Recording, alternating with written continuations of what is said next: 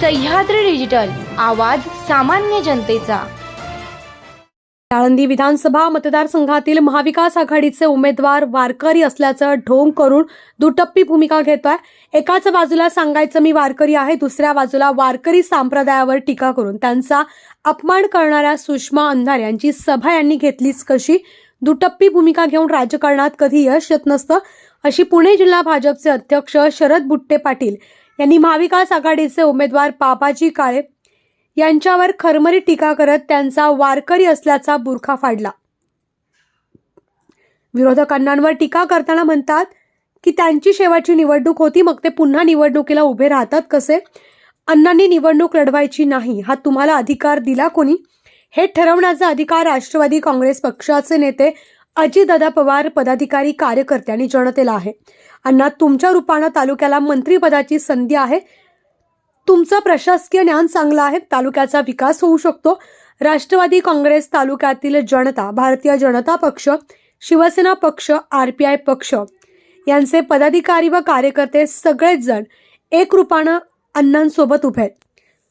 समोरच्या उमेदवाराला मला विनंती करायची आहे की बाबा, तुला अण्णांना प्रश्न विचारायचा अधिकार नाही। तुझ्या स्टेजवर जे लोक बसलेले आहेत त्या स्टेजवर काय गमती जमती चाललेल्या आहेत ते तू पाहिलं, बारकाईने बघ, मग महायुतीच्या उमेदवारावर अन्याय कर, असं महाविकास आघाडीचे उमेदवार बाबाजी काळे यांनी महायुतीचे उमेदवार आमदार दिलीप मोहिते पाटील यांच्यावर केलेल्या प्रत्येक टीकेला प्रत्युत्तर बुट्टे पाटील यांनी दिले। यावेळी राम गावडे, कैलास सांडभोर, शांताराम भोसले, राजाराम लोखंडे, दिलीप नाईक नवरे, शांताराम सोनवणे, बाळासाहेब कोळेकर, नवनाथ होले, जयसिंग भोगाडे, शरद मुर्रे, कल्पना गवारी, तुकाराम वाहिले, प्रकाश वाडेकर, धनंजय पठारे, विशाल पोतले, बापूसाहेब थिटे, विमल ठाकूर, कमलकड, संग्राम सांडभोर, निलेश थिगळे, विकास भिवरे, आनंद गवारे आदी मान्यवर तसेच महायुतीचे पदाधिकारी, कार्यकर्ते, ग्रामस्थ मोठ्या संख्येने उपस्थित होते।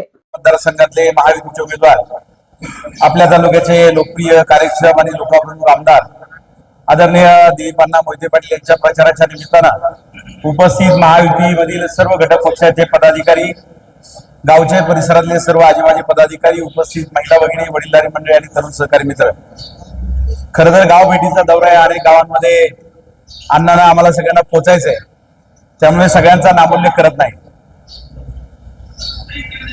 उमेदवार अनेक उभे आहेत। महाविकास आघाडीचे उमेदवार या परिसरात येऊन गेले, लोकांचा प्रतिसाद नाही, परंतु कार्यकर्त्यांची गर्दी बाहेरून आणून एक वातावरण करायचा ते केविलवाना प्रयत्न करतायत। आता अनेक वक्त्यांनी सांगितलं की त्यांनी एक जाहिरात सुरू केली की मी माळकरी म्हणून मला मतदान करा। तो वाडा गावामध्ये सभा घेतली, त्या सभेची माहिती तुम्ही घेतली तर वाडा गावातली माणसं तिथं नव्हती, सत्कार करायला देखील प्रमुख पाहुण्यांच्या वाडा गावातला कुठला पदाधिकारी उपस्थित नव्हता।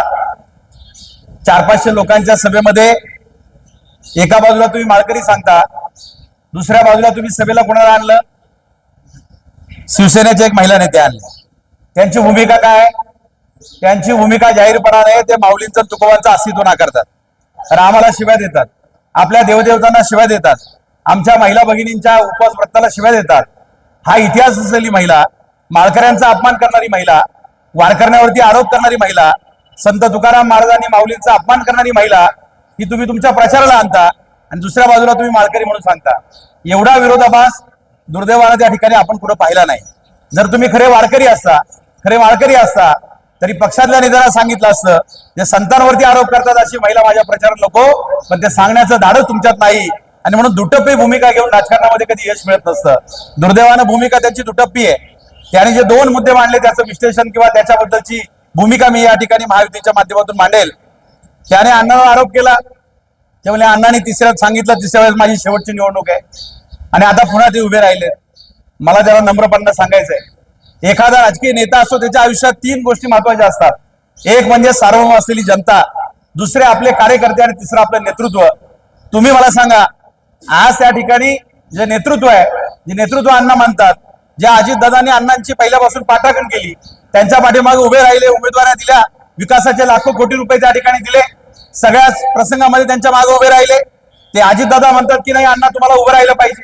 जे राष्ट्रवादीचे सगळे कार्यकर्ते ज्याने अण्णांना निवडून आणलं, ज्यांनी अण्णांसाठी त्या ठिकाणी परिश्रम केले, ते सगळे कार्यकर्ते एक दिलाने म्हणतात. राष्ट्रवादीचा एकही कार्यकर्ता म्हणत नाही की अण्णांच्या विरोधात आम्हाला उमेदवारी द्या, अण्णा तुम्ही थांबा म्हणून सांगत नाही. सगळ्या कार्यकर्त्यांनी एकमुखानं सांगितलं की पुन्हा एकदा अण्णाच आम्हाला उमेदवार पाहिजे. सगळे कार्यकर्ते त्यांच्या पाठीमागे उभे आहेत. आणि तिसरी म्हणजे या तालुक्यातली जनता, या तालुक्यातली सार्वम जनता, जनतेतला कोणी माणूस म्हणला नाही. तुम्ही जे आज आरोप करताय, तुम्ही सगळे विधानसभेला त्यांच्या विरोध होते. मी देखील अपक्ष उमेदवाराचं काम करत होतो, त्यावेळी मी त्यांना म्हणू शकत नाही की तुम्ही चौथ्यांदा उभे का. तुम्ही जे आज आरोप करताय, तुम्ही त्यांना पाडण्यासाठी त्या ठिकाणी विरोध काम करत होता, त्यांच्यावरती आरोप करत होता. तुम्हाला कुठून अधिकार आला त्यांना विचारायचं चौथ्यांदा का उभे राहिले.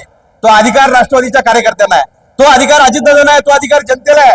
आणि जनता अधिकारी आमचे कार्यकर्ते आणि अजितदादा म्हणतात की अण्णा तुम्हीच पाहिजे, तुमचा अनुभव पाहिजे, तुमचं प्रशासकीय ज्ञान आम्हाला पाहिजे, तुमच्या रूपाने या ठिकाणी राज्याचं नेतृत्व करायची संधी आहे. आणि मग जर जनता अण्णांच्या पाठीमागे आहे, आज राष्ट्रवादीच्या बरोबर त्या ठिकाणी भारतीय जनता पक्ष असेल, एकनाथबाईंची शिवसेना असेल, रामदास आठवलेंची त्या ठिकाणी आरपी असेल, सगळे जर एकमुखाने अण्णांच्या पाठीमागे उभे आहे, तर समोरच्या उमेदवाराला मला विनंती करायची आहे की बाबा तुला अण्णांना हा प्रश्न विचारायचा अधिकार नाही. तुझ्या स्टेजवर जे बसलेले लोक आहेत, त्या स्टेजवर काय गमती जमती चाललेल्या आहेत ते तू बारकाईने पहिलं बघ आणि मग या ठिकाणी महायुतीच्या उमेदवार अन्याय कर. दुसरं त्यांनी काय सांगितलं, ते म्हणे अण्णांना यांना सगळं सोसायटी पण यांना पाहिजे, मार्केट कमिटी पण यांना पाहिजे, बँक पण यांना पाहिजे, सगळ्या पदावर हेच आहे.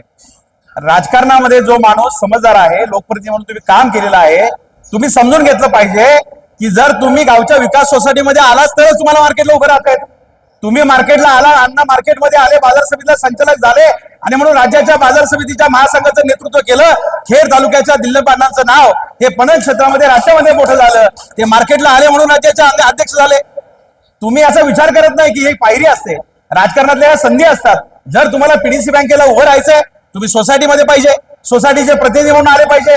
मग किती मोठा नेता असला, अगदी अजितदादांनी पीडीसीचं नेतृत्व केलं, वळसे पाटलांनी केलं, इकडे अशोक पवार आहे, तिकडे दत्ता भरणे आहेत, रमेश अप्पा देखील होते, संग्राम थोपटे, सगळ्या पक्षाचे नेते पीडीसी बँकेमध्ये संचालक म्हणून काम करतात. ते त्यांच्या गावच्या सोसायटीमध्ये आहेत, त्यांच्या सोसायटीचे त्या ठिकाणी कर्जदार आहेत, प्रतिनिधी आहेत, म्हणून ते नेतृत्व करतायत.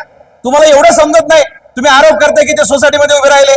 अरे जर जिल्हा बँकेमध्ये अण्णा आल्यानंतर एक पारदर्शी कारभार सुरू केलाय, बँकांच्या कार्यालयाचे चित्र त्यांनी बदललंय, बँकेमध्ये प्रभावी काम करतात. सुनीलराव चांदरे माझे जीवाभावाचे मित्र आहेत, बँकेमध्ये उपाध्यक्ष आहे, त्यांनी सांगितलं की अण्णांची भूमिका बँकेच्या हिताची असते, शेतकऱ्यांसाठी असते. दौंड, बारामती आणि इंदापूर प्रमाणे खेड तालुक्यामध्ये त्या ठिकाणी आमचं कर्ज वाढलं पाहिजे, शेतकऱ्यांना योजना मिळाल्या पाहिजे, बँकेचा कारभार चांगला चालला पाहिजे, म्हणून ते पीडीसी बँकेच्या माध्यमातून चांगलं काम करतायत. आणि तुम्ही सोसायटीचा आरोप करतायत. राज्य बाजार समितीमध्ये आम्हाला कधी संधी मिळाली होती, कधी महासंघाचं अध्यक्षपद आम्हाला मिळालं होतं, ते मिळालं अण्णांच्या रूपानं. राज्यातल्या शेतकऱ्यांसाठी त्यांनी आक्रमक भूमिका घेतली. कधी कधी सरकारच्या विरोधामध्ये सभागृहामध्ये ते बोलले की शेतकऱ्यांच्या बाजूने मार्केट कमिटीमध्ये न्याय झाला पाहिजे, शेतकऱ्यांना संधी मिळाली पाहिजे, आणि म्हणून ते सोसायटीमध्ये गेले, म्हणून ते मार्केट कमिटीमध्ये गेले. तुम्हाला जर या कामाचा अनुभव नसेल, संस्थांची रचना नसेल, तुम्हाला जर काहीच माहित नसेल, तर तुम्ही आरोप कशाच्या आधारे करतात. केवळ लोकांमध्ये भ्रम निर्माण करण्याचं काम त्या ठिकाणी सुरू आहे. कुठल्याही प्रकारचं विकासाचं काम करत असताना त्याचं ज्ञान असावं लागतं. आज तुम्ही बघितलं असेल की खेड तालुक्यामध्ये छोटी मोठी तर कामं सगळेच करतात, ग्रामपंचायत करते, पंचायत समिती, जिल्हा परिषद सगळेच करतात. परंतु गेले अनेक वर्ष न झालेली अनेक मोठी कामं करायचा प्रयत्न जो अण्णांनी केला, पैसा लागतो, प्रशासनाला वचक लागतो, नेता पाठीमागे लागतो, सभागृहामध्ये तुमचं वलय लागतं. आज त्या ठिकाणी अर्थखाता अजितदादांकडे, अजितदादा त्यांच्या पाठीमागे उभे राहिले. त्यांनी नुसतं एकदा मागणी केली, एक पत्र दिलं की दादा त्यांना पैसे देतात. एक 10-10, 20-20 लाख रुपये मागायला आपल्याला नेत्याकडे जावं लागतं. आज अण्णांनी कोट्यावधी रुपये पुलांसाठी आणले, रस्त्यांसाठी आणले, ग्रामीण रुग्णालयासाठी त्या ठिकाणी आणले. त्याने आज काल एक पेपर दाखवला, डीपीसीचं प्रोसिडिंग दाखवलं, मला ग्रामीण रुग्णालय त्या ठिकाणी कोणतरी खासदार आहेत आणि अजून कोणतरी कार्यकर्ते त्याने म्हटलं. त्यांना एवढं समजलं पाहिजे की जिल्हा नियोजन समिती किंवा जिल्हा परिषद